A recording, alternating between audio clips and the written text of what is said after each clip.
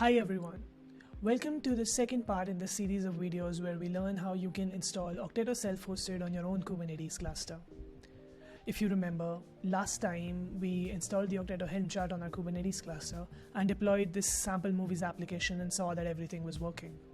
One of the cool features about Okteto is that if you are not developing for a while, and you can configure how long this while is, Okteto will put your namespace and the resources to sleep.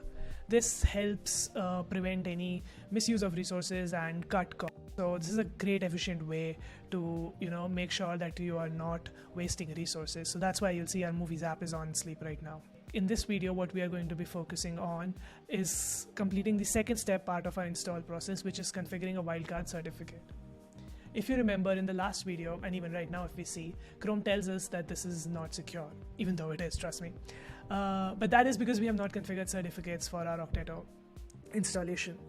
Certificates are a way for one party that is accessing, let's say for us, the users, the endpoint, to validate that the other service is what it is claiming to be. In this case, like certificates are a way for communication, like when we go to this URL, for the server to tell us that this URL is actually what it says to be and not something else. And the way this works is that there is a certificate which is created by a trusted authority which the browser trusts, and that is called a certificate authority, and it is the entity that creates the certificate. So in the default installation, Chrome does not trust the certificate Okteto created, and that is why we need to replace it by a certificate issued by a trusted certificate authority. The way to do that is to have a certificate issued by a certificate authority, and we are going to use Let's Encrypt in this case. And let's head to the docs and see how this all works. If you are doing this on a cluster, then the easiest way is to use cert-manager, and for that we first need to install cert-manager on our cluster. So let's head over to the cert-manager documentation and see how we can do that.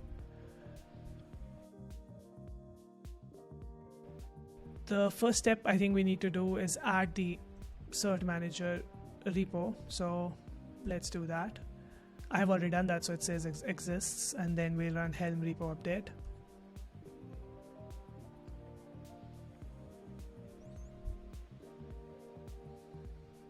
Once that is done, install the CRDs option 1. Okay, let's install the CRDs as part of the helm release, and copy this command, and we'll uncomment that flag, and this should install cert-manager for us. Cert-manager is another CNCF project which helps automate this process of talking to a certificate authority, getting a certificate, and storing that as a secret. All of this we'll soon see, so let's wait for cert-manager to install till then.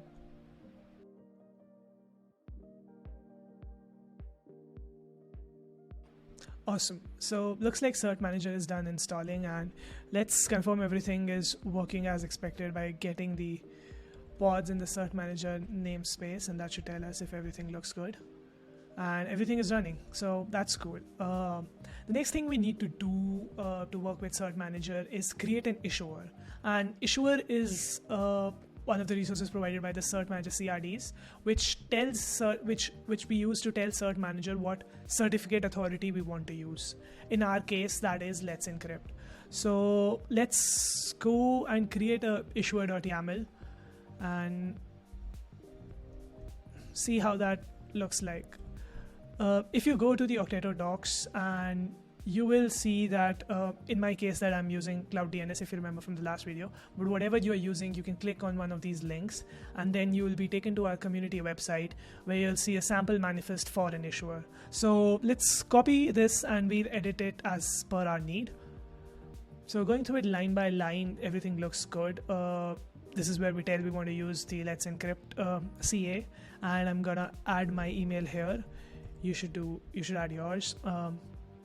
And this part is good. For solvers, I think we can only keep the DNS 01 solver, because we are going to be configuring a wildcard certificate for our domain.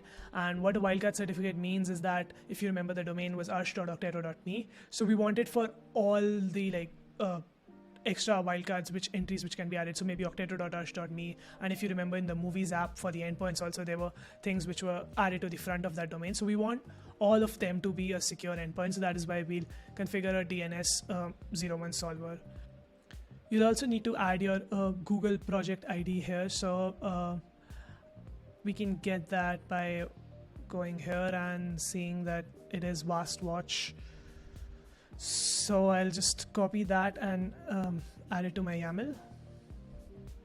One other thing we need is that if you go to the Cloud DNS docs on cert-manager, you'll see that this needs permissions to, like, the way this works is that Let's Encrypt will ask cert-manager to create some DNS entries for us in our Google Cloud account, and the only way cert-manager will be able to do that if it has adequate permissions. And to do that, we'll create a service account for Let's Encrypt and provide that in this YAML. So we'll copy this section and add it to our YAML so we can provide let it know which service account to use for authentication. And let me change this name. I'll probably call my service account Arsh cert-manager, and I'll just call my key.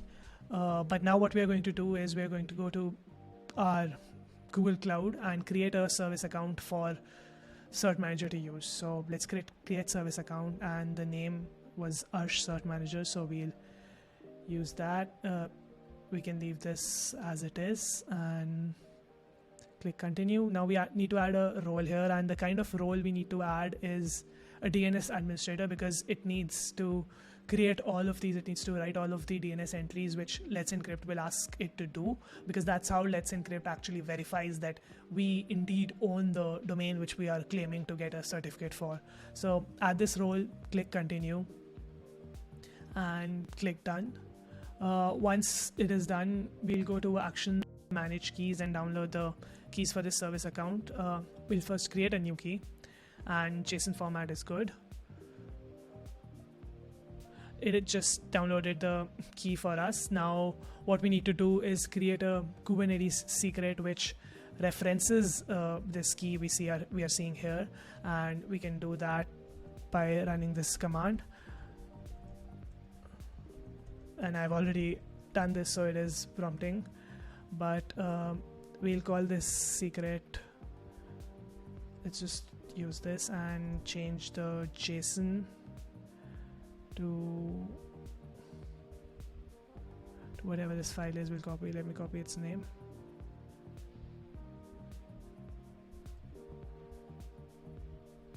And the certificate name is also, the secret name is also different.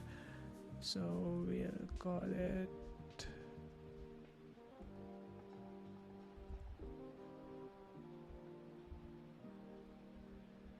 and let's create this.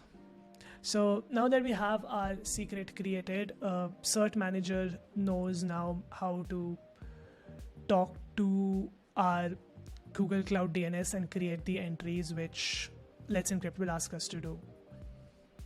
So once this is done, we also need to create another object, which is the actual request for the certificate which cert-manager will be sending to our issuer, which is Let's Encrypt in this case. So let's create the manifest for that. And we can also find a sample manifest to edit on the same page on our community website. So let's copy paste that, and I think the only values we need to change here are the domain, which if you've been following along by now you probably remember. And once this is done, we can now apply both our manifests. So let's apply first our issuer to the Okteto namespace, and then let's apply our certificate. And it says that the certificate is now created, so let's try getting the certificates and seeing what the status is. So it says that the certificate is ready, and it is true. So with that, we are done with one part of this. Now let's see what we have to edit in our Okteto config.yaml to get this working. So if you head to the docs, you'll see that once we have created the certificate, we just need to add the following configuration to tell Okteto to use our certificate authority. Okay, so we'll just copy paste this to our config.yaml, which we used last time, and add it in the end. And all we need to do is replace this with the name of the certificate and the secret we created, and You can find this here as well. So just copy this and add it here. And once this is done, we would need to reapply this, and the way to do that is by running helm upgrade, and the Okteto installation supply this config.yaml, and the namespace remains the same. So let's run this command and wait for it to update our Okteto installation.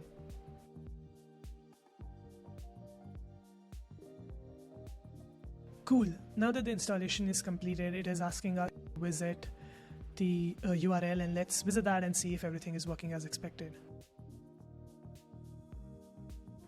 Awesome. We can already see that it says it's secure and we are no longer getting that warning in Chrome. We can click this and go and see if the certificate is the one we issued. You'll see that it is by Let's Encrypt. So that is correct. And that was it. This is how simple it is configuring a certificate for your Okteto instance to ensure that you do not get that warning from browsers when you try to access this. Now you can send this URL to anyone, and if they try to log in, it will say that the connection is secure for them.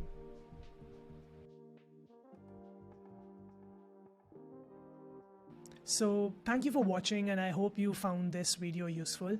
In the next video, we are going to be walking through the steps of configuring and custom authentication for our Okteto instance. So we'll add a provider. Like right now, if someone were to log into, you were to invite someone from your team to log into Okteto for development, they would need to enter a token, which you see we got as part of our Helm installation here, this token. But we are going to replace this with an authentication method. We are going to replace this with GitHub authentication so that everyone can log in via their GitHub. And I'm excited to see you in that one. Thank you.